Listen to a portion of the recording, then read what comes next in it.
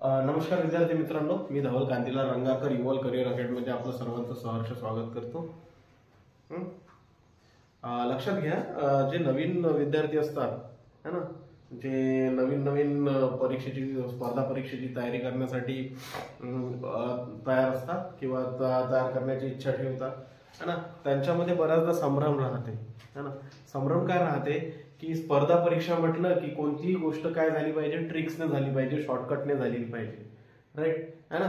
पण अगोदर काय करायचं बाबांनो, हा जो तुमचा संभ्रम आहे हा काढून टाका. कारण जोपर्यंत तुम्ही अगोदर तुम्हाला मस्ट आहे की तुमचा कॉन्सेप्च्युअल जो काही स्टडी आहे तुमचा अकॉर्डिंग टू सिलेबस है ना, तिथे कोणताच पॅटर्न लागू होत नाही बाबा. सिलेबसच्या पुढे ना तुमचा लातूर पॅटर्न होतो ना वराडी पॅटर्न होतो, राईट. सिलेबस असतो.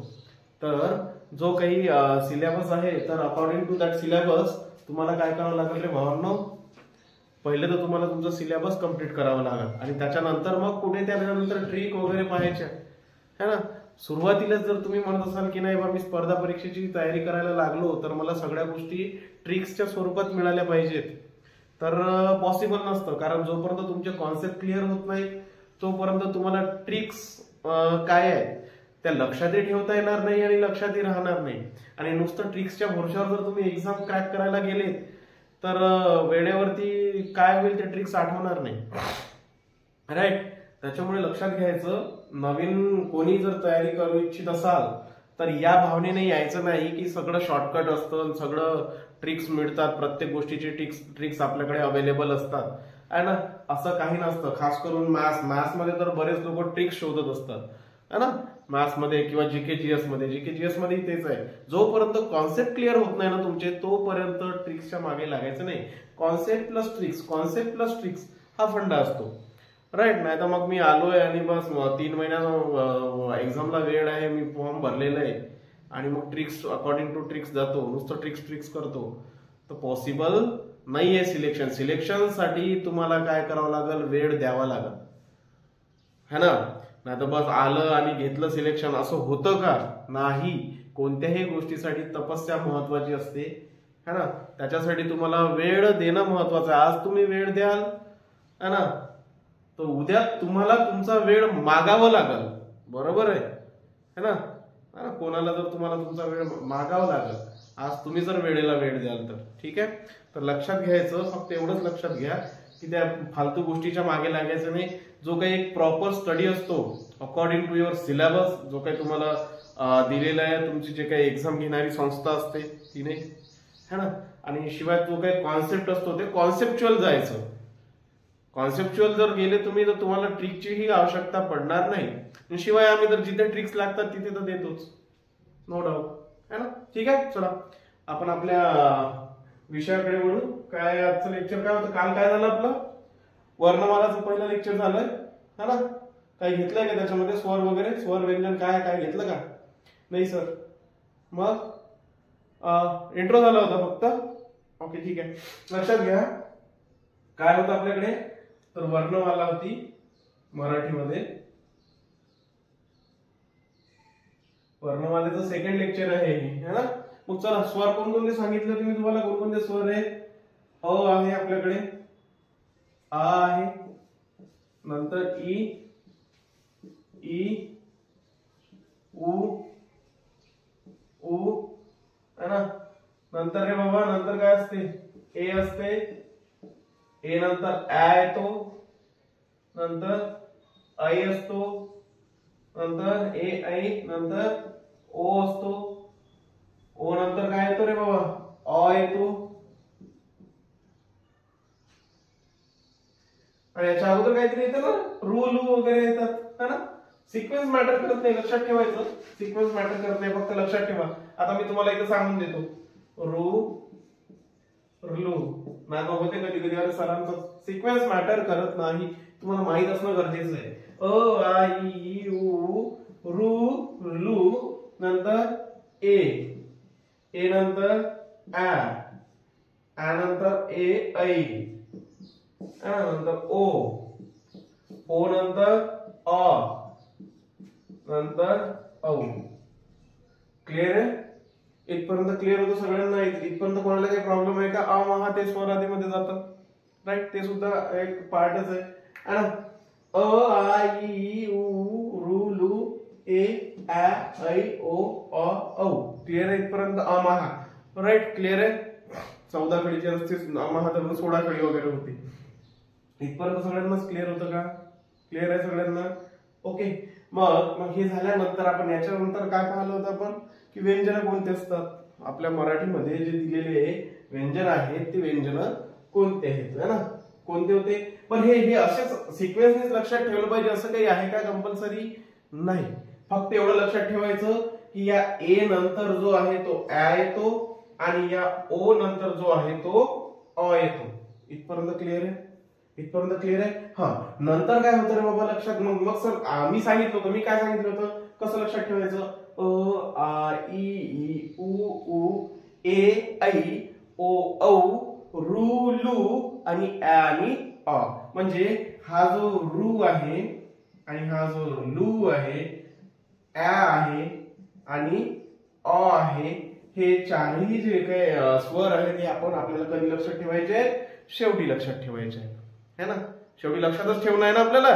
कोणत्या ना कोणत्या पद्धतीने आपल्याला ते काय करायला पाहिजे? लक्षात ठेवायला पाहिजे. इथपर्यंत क्लिअर आहे ना? चल, नेक्स्ट काय होतं मग आपण नेक्स्ट काय पाहिलं? तर नेक्स्ट आपण पाहिले व्यंजन पाहिले होते. कोणकोणते होते? क ख ग घ. राईट. नंतर च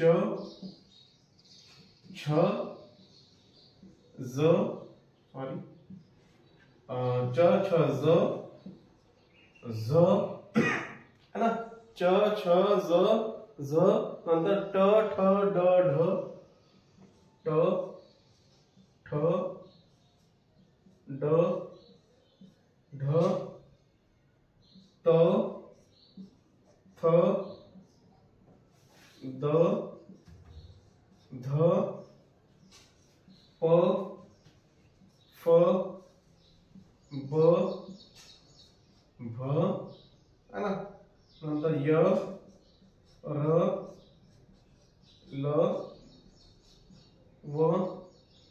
राईट. नंतर काय असते? श आणि हा श स है ना. नंतर पुन्हा ह ळ ह आणि ळ आणि काय? क्ष आणि ज्ञ. इथपर्यंत सगळ्यांना क्लिअर होतं? इथपर्यंत क्लिअर आहे सगळ्यांना? चलो, हे व्यंजन कधी होतात रे बाबा? कधी व्यंजन होतात? हे जेव्हा यांचा काय असतो रे पाय, प्रत्येकाचा पाय काय असतो? लंगडा असतो. प्रत्येकाचा पाय काय असतो? मोडलेला असतो, लंगडा असतो. क्लिअर आहे? तेव्हाच हे काय बनतात? व्यंजन बनतात. क्लिअर आहे का? इथपर्यंत समजून राहिलं? मग आता प्रत्येकाचा पाय काय करायचा आहे आपल्याला? मोडायचा आहे. क्लिअर आहे? चलो, याला प्रत्येकाचा पाय आपण काय करायचंय? मोडायचंय. परंतु काय सुटलं याच्यात? सर इथे ग येतं है ना. आणि गचा उच्चार काय होतो? वांगमय वर्ड आहे आपल्याकडे. वांग ग उंग आहे ना. तर नाकातून येतो है ना. याला अनुनासिक पण म्हणतो आपण. नंतर इथे न, तो सुद्धा नाकातून उच्चार येतो. नंतर हा न, नंतर न आणि इथे काय? म. इथपर्यंत क्लिअर आहे का? क्लिअर आहे सगळ्यांना? क्लिअर आहे? इथपर्यंत काही कोणाला प्रॉब्लेम होता का? नाही. मग मी याच्यामध्ये आपण काही पार्ट्स डिवाइड केले होते. जसं इथपासून तर हा म पर्यंत. राईट. हे जे 5-5 आहेत, 5-5 ची लाईन आहे ना. हे 5 आहे आणि इकडे 5 आहे. राईट है ना. 1 2 3 4 5 1 2 3 4 5. राईट है ना. तर यांना आपण काय म्हटलं होतं? यांना म्हटलं होतं आपण स्पर्श व्यंजने. स्पर्श व्यंजने. क्लिअर आहे का? काय म्हटलं होतं यांना आपण? स्पर्श व्यंजने. नंतर रे बाबा, नंतर काय राहिलं होतं आपलं? हा, य र ल व. य र ल व याला काय म्हटलं होतं? अर्ध स्वर. अर्ध स्वर. एक्झाम्पल दिलं होतं मी तुम्हाला, ते गाईचं वगैरे आठवते का? हा, आठवते ना गाईचं? गाईला आपण काय लिहिलं होतं? असंही लिहितात गाईला आणि हे पण लिहितात. दोन्ही काय आहे? बरोबर आहे. बरोबर आहे. म्हणजेच हा जो य इथं आलेला आहे, हा काय म्हणून आलेला आहे तुमचा? हा य इथे काय म्हणून आलेला आहे रे बाबा? यला जेव्हा वेलांटी लागली तेव्हा तो काय बनला? ई बनला. आणि ई काय असतो? आपला स्वर असतो. ई काय असतो? स्वर असतो. आहे ना इथे. राईट. म्हणजे हा य जो आहे हा व्यंजन असून कोणासारखं काम करून राहिला, स्वरांसारखं काम करून राहिला. म्हणून त्या या लोकांना काय म्हटलं गेलेलं आहे, काय म्हटलं गेलेलं आहे, अर्धस्वर. काय म्हटलं गेलेलं आहे, अर्धस्वर. क्लिअर आहे का इथपर्यंत? इथपर्यंत क्लिअर आहे. चलो, नंतर हे काय असते, याला आपण म्हटलं होतं उष्मे. याला आपण काय म्हटलं होतं, उष्मे म्हटलं होतं. श श स हा श. जेव्हा तुम्ही काय करता या श चा आणि स चा उच्चार करता तेव्हा तुमच्या तोंडामधून काय होते, एअर पास होऊनच राहील, ते होऊ दे, पण एक प्रकारची उष्मा निर्माण झाल्यासारखं वाटते, जाणवते, फील होते. राईट. एक प्रकारची काय होते, उष्मा निर्माण झाल्याचं काय होते, जाणवते, फील होते. म्हणून त्यांना आपण काय म्हणतो, उष्मे वर्ण म्हणतो. आणि हा जो ळ असतो, ळ, याला आपण द्राविडियन वर्ण म्हणतो. द्राविडियन वर्ण म्हणतो. क्लिअर? क्लिअर? समजून राहिलं? समजून राहिलं? ठीक आहे ना. मग याला आपण काय म्हणतो रे बाबा, द्राविडियन वर्ण म्हणतो. आणि हा हा ह जो होता, ह्याला काय म्हटलं होतं रे, हे बड्या सांग, चल सांग बरं पटकन. हला काय म्हटलं होतं आपण, हा काय म्हटलं होतं? यस, हा बरोबर, महाप्राण. महाप्राण. इथपर्यंत क्लिअर होतं सगळ्यांना? क्लिअर आहे इथपर्यंत सगळ्यांना? क्लिअर आहे ना. आणि हे काय होते रे, संयुक्त. चला, संयुक्त काय होते ते, स्वर होते की व्यंजन होते? संयुक्त स्वर होते की व्यंजन होते ते? यस, स्वर होते सर. काय होते, अबे हेंबाळ्या, हा व्यंजन होते ना. हे काय होते, संयुक्त व्यंजन होते. काय होते, संयुक्त व्यंजन होते. क्लिअर आहे इथपर्यंत? संयुक्त स्वर होते का ते? स्वर सांगितलं होते का? नाही. हा, आणि लक्षात घ्यायचं, इथपर्यंत सगळ्यांना क्लिअर आहे का? याच्यामध्ये काही कोणाला प्रॉब्लेम आहे का? प्रॉब्लेम आहे का? नाही. त्याच्यानंतर 2 ते 3 पॉइंट्स आहेत, ते राहिले होते मला वाटते असं आपल्याला शेवटी एक्सप्लेन करायचे, ते मी तुम्हाला सांगून देतो. आणि आजचा जो टॉपिक आहे, समजा काय आहे, स्वर आहे, तो स्वर आपण काय करू, कंटिन्यू करू. मग पहिला पॉइंट काय होता, तर लक्षात घ्या. पहिला पॉइंट काय आहे, पहिला पॉइंट, तर आपल्याकडे जे मूळ अक्षरे आहे, जे आपल्याकडे काय आहे, मूळ अक्षर आहे, त्या मूळ वर्ण आहे किंवा त्यांची संख्या आहे, मूळ संख्या. शॉर्टकट मधली तो सरळ सरळ ओळखायला समजायला येईल तुम्हाला. ती अगोदर किती होती रे, 48, आता किती झाली, 52. कॅल्क्युलेट केलं होतं आपण, सगळं केलं होतं ना, कॅल्क्युलेट केलं होतं की नाही, बरोबर. हा, नेक्स्ट इम्पॉर्टंट पॉइंट काय आहे, नेक्स्ट इम्पॉर्टंट पॉइंट काय आहे, रू आणि लू. रू आणि लू यांचा कुठे समावेश करण्यात आला, जी काही 12 खडी होती, राईट, म्हणजे 14 खडी झाली आता ती, 14 खडीत समावेश.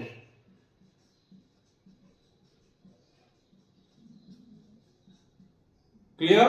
इथपर्यंत क्लिअर आहे? 2 पॉइंट क्लिअर आहे. मूळ संख्या किती होती, 48, किती झाली, 52, राईट है ना. दुसरं काय, रू आणि लू आहे, 14 खडीत त्यांचा काय झालेला आहे, समावेश झालेला आहे. नंतर तिसरा पॉइंट आहे, मोस्ट इम्पॉर्टंट आहे, हा रू, हा लू आणि काय य. याला न म्हणतो रे आपण, न, है ना, है ना. हा य नाही आहे, याला बऱ्याचदा आपण काय करतो, उच्चार करत असताना आपण य म्हणतो, कारण त्याचा बरंच म्हणजे युजही होत नाही, है ना. तर हा य नसून काय न येतो, राईट. त्याचा कधी कधी न म्हणून युज होतो. हे काय होणार आहे तर बाबा, हे भविष्यात नष्ट होणारे वर्ण आहेत. भविष्यात काय होणारे वर्ण आहेत, हे नष्ट होण्याची यांची काय शक्यता आहे, भविष्यात नष्ट होण्याची शक्यता. चलो, इथपर्यंत क्लिअर आहे का? कोणाला काही प्रॉब्लेम आहे का या पॉइंट्स पर्यंत, 3 पॉइंट्स पर्यंत? पहिला पॉइंट काय, मूळ संख्या 48 पासून किती झाली, 52 झाली. मूळ संख्या 48 होती, आता किती आहे, 52 आहे.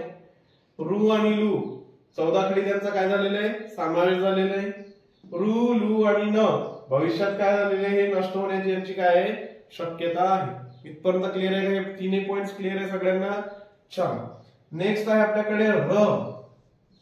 हा जो र असतो ना, याला आपण काय म्हणतो रे, कंपित वर्ण म्हणतो. या र ला, हा जो र आहे, या र ला आपण काय म्हणतो, कंपित वर्ण असं म्हणतो.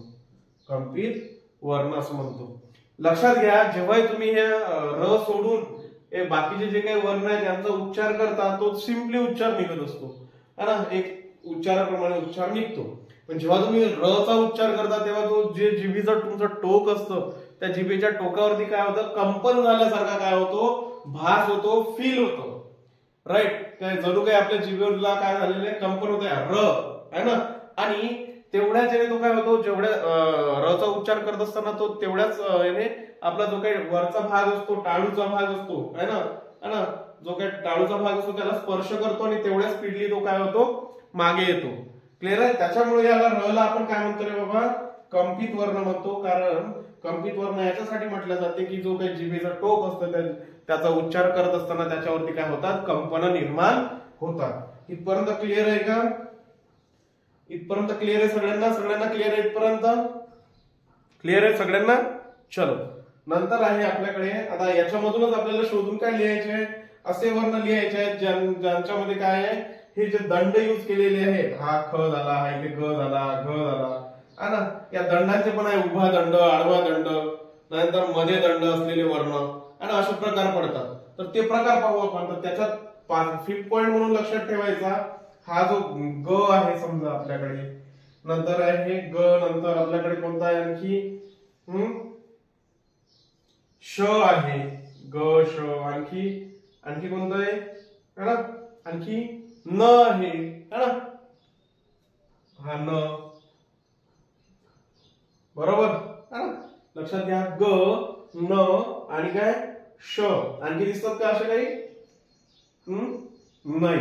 हे जे 3 वर्ण आहेत समजा, कोणता आहे, ग, श आणि काय न, 3 वर्ण आहेत. काय दिसत आहेत रे बाबा, काय दिसून राहिलं याच्यात तुम्हाला?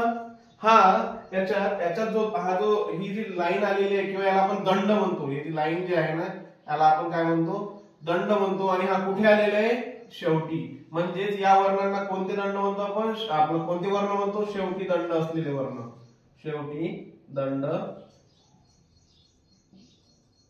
असलेले वर्ण. क्लिअर आहे का? हे हा पण क्लिअर आहे. शेवटी वर्ण ग, श आणि न यांच्या शेवटी काय असतो, दंड असतो. यांच्या शेवटी दंड असतो. इथपर्यंत क्लिअर आहे का सगळ्यांना? क्लिअर आहे. नंतर पहा पुन्हा हा जो क आहे, क असाच आहे का कोणता आणखी, क, हा फ, क आणि फ, क आणि फ, असा असा असा, क आणि फ, राईट, क आणि फ. यांच्या पुढे दंड आहेत रे बाबा. हे जे वर्ण आहेत हे कोणते, मध्ये मध्ये मध्ये मध्ये दंड असलेले वर्ण. क्लिअर आहे? क्लिअर आहे इथपर्यंत क्लिअर आहे का सगळ्यांना? सगळ्यांना क्लिअर आहे? चला है ना. नेक्स्ट काय आणखी कोणते आहेत? हा 6 पॉइंट झाला तुमचा. 5th काय होता, ग, श, न यांच्या शेवटी काय आहे, दंड आहे. क आणि फ यांच्या शेवटी यांच्या मध्ये दंड आहे. यांच्या काय आहे, मध्ये दंड आहे. नंतर काय आहे,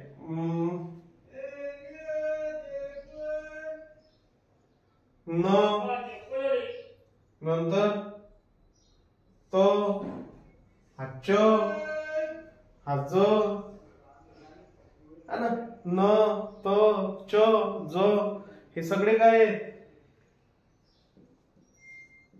न, त, च, ज.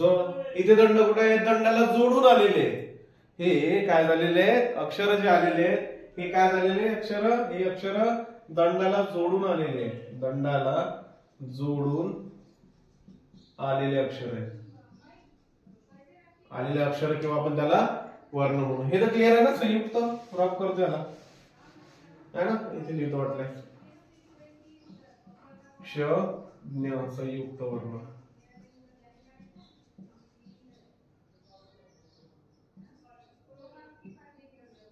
संयुक्त श आणि न.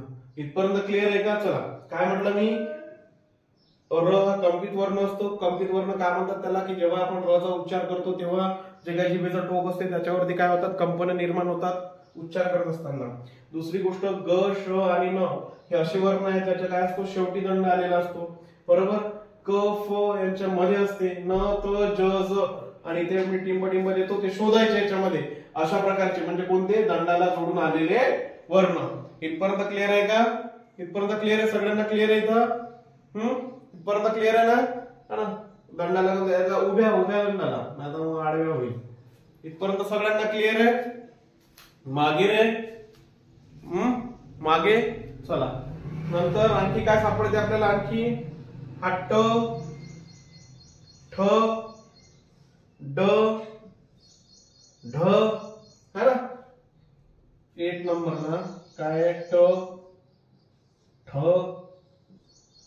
ड ढ हे कसे वर्ण आहेत? काय दिसतंय याच्यामध्ये?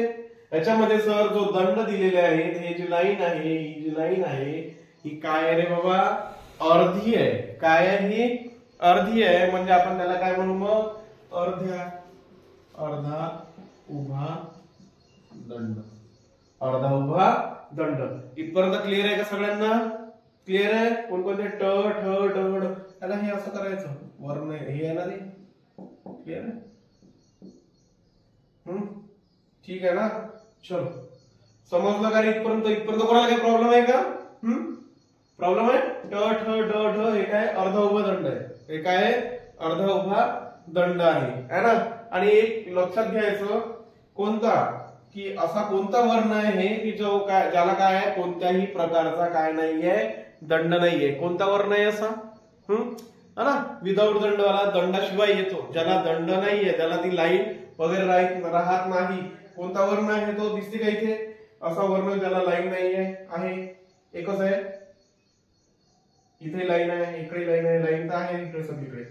हा जो र आहे हा जो र आहे हा काय आहे रे बाबा? दंडरहित आहे। कोणत्याही प्रकारचा त्याला काय नाहीये दंड नाहीये। इथपर्यंत क्लिअर आहे सगळ्यांना? काही प्रॉब्लेम आहे का या पॉइंट्स मध्ये? काही पॉइंट्स मध्ये प्रॉब्लेम आहे का? इथपर्यंत काही कोणाला प्रॉब्लेम असेल तर आताच बोला तुम्ही।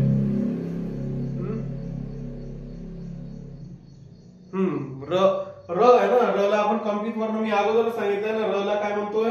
कंपित वर्ण बोलतो आपण। कंपित वर्ण काय म्हणतात? जेव्हा तुम्ही र चा उच्चार करता है ना कोणत्याही नावात म्हणा किंवा कोणत्या शब्दात म्हणा त्यावेळेस र चा उच्चार होत असताना जो काही तुमचा जीभ असते त्या जीभ बोलून पाहायचं है ना। बोलून पाहायचं। राम म्हटलं की जे काही जीभेचं टोक आहे त्याच्यावरती काय होते? कंपन निर्माण होतात है ना। रोशन राईट हे जे नावं आहेत है ना। रात्र राईट तर असं वाटतं की त्या टोकावरती काय होत आहे? कंपन होत आहे है ना। व्हायब्रेशन कंपन व्हायब्रेशन राईट व्हायब्रेशन है ना। तर त्याच्यामुळे काय होत आहे त्याला आपण काय म्हणतो रे बाबा? कंपित वर्ण असं म्हणतो। इथपर्यंत क्लिअर आहे का? हे सगळे पॉइंट क्लिअर आहे का? रायटिंग वगैरे ओळखायला येत आहे की मोठं काढायचं स्पेलिंग? पहिला काय पॉइंट होता आपला? रू आणि मूळ संख्या किती होती? 48 किती झाली? 52। रू आणि लू 14 कडे त्यांचा काय झाला? समावेश झाला। रू लू आणि न भविष्यात नष्ट होण्याची शक्यता आहे। र ला कंपित वर्ण म्हटलं होतं। ग श आणि न हे यांच्या शेवटी काय असतो? दंड असतो। नंतर क आणि फ यांच्या मध्ये दंड असतो। न त च ज डॉट डॉट डॉट हे काय उभ्या दंडाला जोडून आलेले वर्ण आहे। ट ठ ड ढ डॉट डॉट डॉट एक अर्धा उभा दंड है ना। आणि र काय आहे? दंड रहित आहे। र ला कोणत्याही प्रकारचा काय नाही रे भाऊ? दंड नाही आहे का? दंड नाही। र ला कोणत्याही प्रकारचा दंड नाही। यस है ना। लक्षात घ्यायचं। नंतर जो पार्ट आहे समजा हे रब करतो मी याला क्लिअर?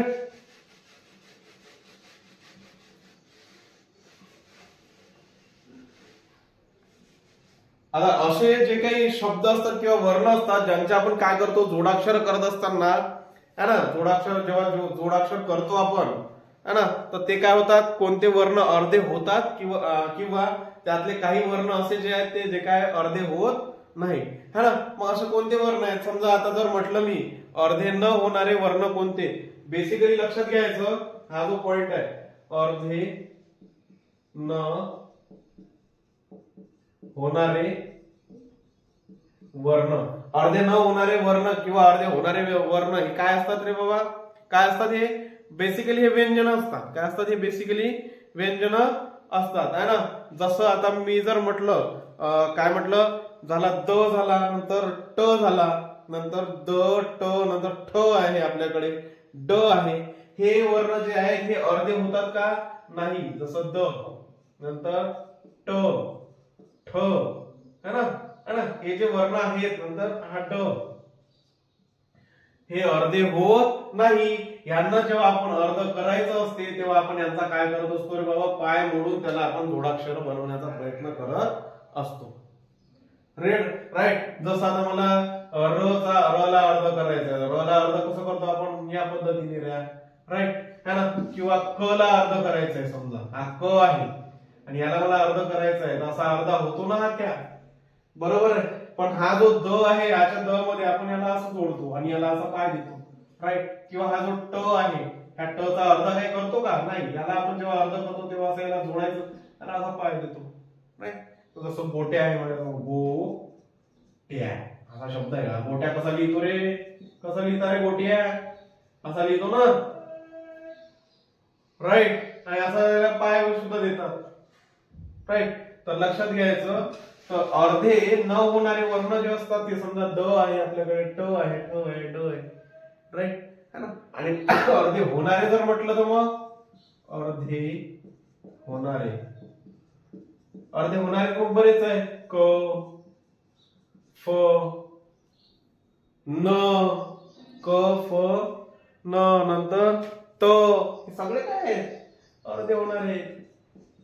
राहिलेले काय करायचं तुम्ही शोधायचं. इथपर्यंत क्लिअर आहे का सगळ्यांना, हे पॉइंट्स क्लिअर आहेत, त्याच्यामध्ये काही कोणाला प्रॉब्लेम आहे तिकडे मागे वगैरे सगळ्यांना क्लिअर आहे का. चलो इथे काय करू बाबा, हे जे इंट्रोडक्शन होतं वर्णमालेचं इथे काय करू, हे स्टॉप करू, राईट. आणि आता जो तुमचा जो काही चॅप्टर स्टार्ट होईल ते आपण काय करू, प्रकार पाहू, वर्णमालेचे जे काही प्रकार असतात ते पाहू. इथपर्यंत क्लिअर आहे ना सगळ्यांना. चल ठीक आहे, ओके.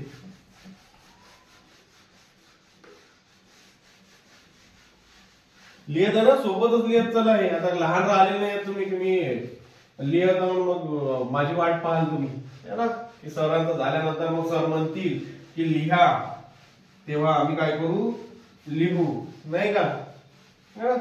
तसं करत बसायचं नाही रे भाऊ. सोबतच लिहायचं, सोबतच ऐकायचं, सोबतच काय करायचं समजून घ्यायचं, ठीक आहे. चला वर्णमालेचे प्रकार पाहू आता, हा वर्णमालेचे.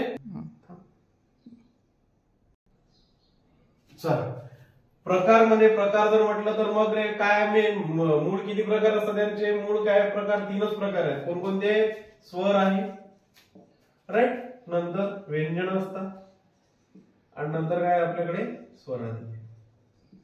इथपर्यंत क्लिअर आहे, इथपर्यंत क्लिअर आहे का सगळ्यांना क्लिअर आहे. हा चला मग आज आपल्याला काय पाहिजे, आपल्याला आज पाहिजे स्वर. आपल्याला काय पाहिजे, स्वर. मग काय असते स्वर, स्वर काय असते, कशाला मग आपण स्वर, काय व्याख्या काय आहे. पुस्तकी जर व्याख्या गेलं तर पुस्तकातली व्याख्या हे जीव घेऊन टाकेल आपला, है ना. पण बेसिकली एक्झाम मध्ये वगैरे जर विचारायचे झाले तर मग त्याच विचारतात, आपल्या मनाने सांगितलेले विचारतात का, नाही. पण लक्षात ठेवायसाठी वेगळी काय, सोपं करून ठेवायचं. बेसिकली पुस्तकाची भाषा जर म्हटलं आपण तर काय असते, है ना, काय असते, है ना, ओठांचा एकमेकांशी, है ना, जे काही ओठ असतात आपला, ओठांचा एकमेकांशी किंवा जी काही आपल्या तोंडामध्ये मुखामध्ये जीभ आहे त्या जिभेचा एखाद्या वर्णाचा उच्चार करत असताना तोंडामध्ये जे काही अवयव आहे त्या अवयवांना स्पर्श न होता जर त्या वर्णाचा उच्चार होत असेल तर त्याला आपण काय म्हणतो रे बाबा, स्वर म्हणतो. त्याला आपण काय म्हणतो, स्वर म्हणतो. काय म्हटलं मी, ओठांचा एकमेकांशी किंवा मुखातील असणारी जी काही जीभ आहे त्या जिभेचा किंवा त्या जिभेचे जे काही अवयव आहेत, आडवी जीभ, इकडे जे काही कॉर्नर्स वगैरे आहेत ते सगळे, है ना. तर लक्षात घ्यायचं, ओठांचा एकमेकांशी किंवा मुखात असणारी जी काही जीभ आहे, है ना, तर त्या जिभेचा मुखातील इतर अवयवांशी है ना, मुखातील इतर अवयवांशी काय होत नाही रे बाबा, स्पर्श होत नाही. कधी, एखादा वर्णाचा उच्चार करत असताना. तर म्हणजेच मग आता याच्यावर मी सरळ सरळ मला जर लक्षात ठेवायचं काय म्हणे, एखाद्या वर्णाचा उच्चार करत असताना ओठांचा एकमेकांशी किंवा मुखातील जिभेचा इतर अवयवाशी, कोणत्या मुखातीलच आणि काय होत नाही, स्पर्श न होता ते वर्ण उच्चारले जातात. त्या वर्णांना आपण काय म्हणतो, स्वर म्हणतो. मग स्वर क्लिअर आहे ना, लिहायचं इथे ओठांचा एकमेकांशी किंवा जिभेच्या मुखातील इतर अवयवाशी स्पर्श न होता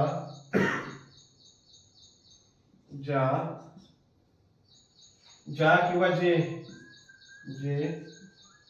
वर्ण उच्चारले जातात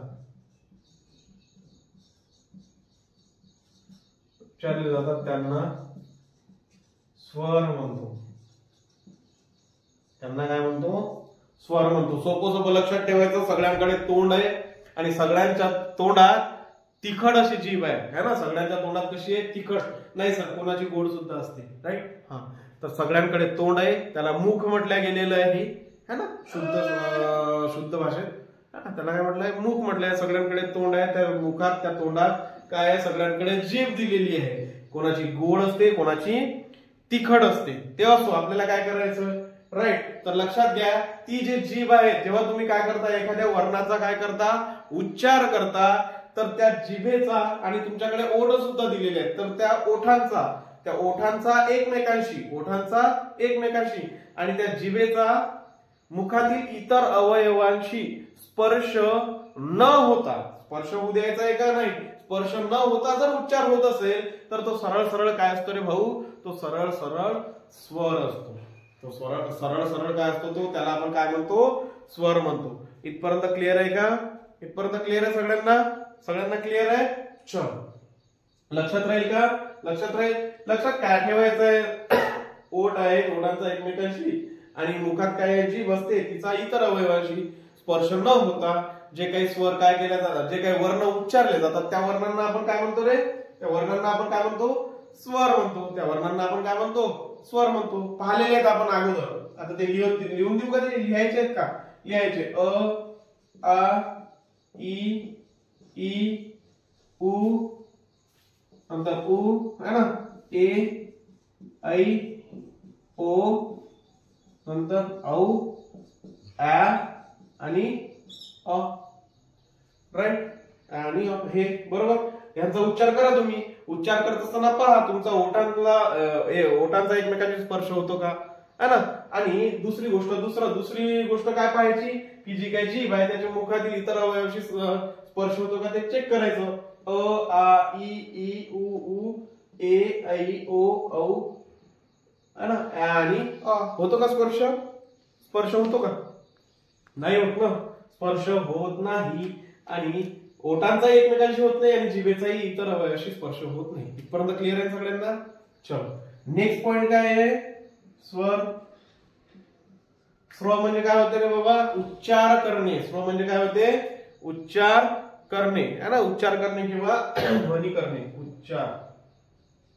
उच्चार करणे किंवा त्यालाच आपण काय म्हणतो, ध्वनी करणे.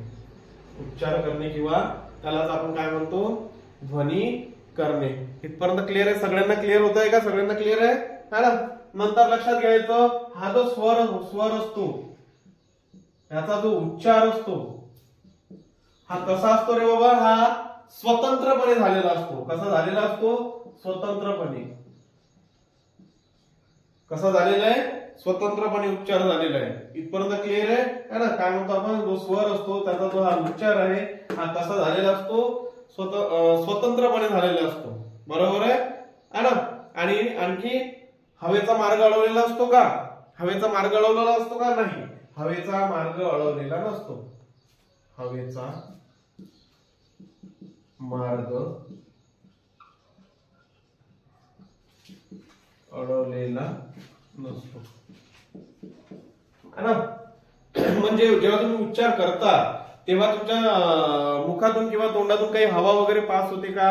म्हटला हवा होते का? आ ई ई येते का? काही हवा वगैरे होते का? है ना.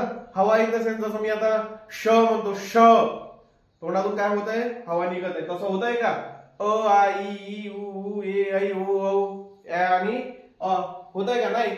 पण तेच मी श म्हटलं, फ म्हटलं, प म्हटलं तर काय होत आहे? है ना. कधी हवा निर्माण होत आहे, कधी हवेचा अडथळा निर्माण होत आहे, कधी ओठ एकमेकांना काय होत आहे? स्पर्श करत आहे. इथपर्यंत क्लिअर आहे सगळ्यांना? हा, म्हणजेच काय तर काय होतं? स्वर म्हणजे काय होते? उच्चार करणे, ध्वनी करणे. नंतर त्याचं काय होते? उच्चार स्वतंत्रपणे असतो, हवेचा मार्ग अडवलेला नसतो. इथपर्यंत सगळ्यांना क्लिअर आहे का? स्वर क्लिअर आहे इथपर्यंत, है ना. आणि दुसरा गोष्ट एक आणखी लक्षात घ्यायची, हे जे स्वर आहेत हे मुळातच काय असतात? अक्षर असतात. मुळातच अक्षर असतात.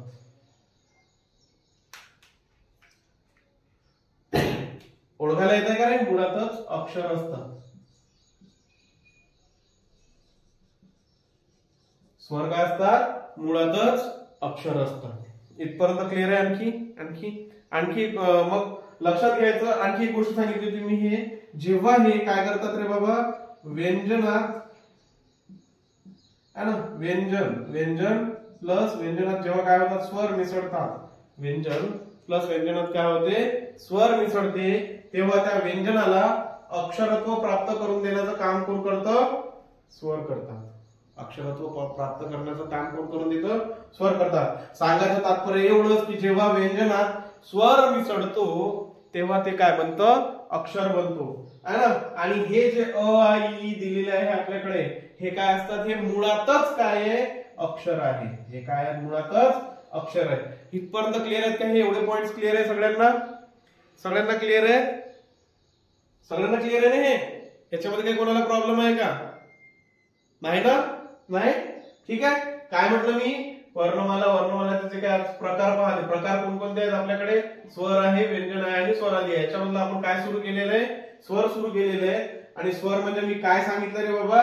तर जेव्हा तुम्ही काय करता? एखाद्या वर्णाचा उच्चार करता, उच्चार करत असताना ओठांचा एकमेकांशी आणि मुखात असणारी जी काही जीभ आहे तिचा इतर अवयवांशी काय होता?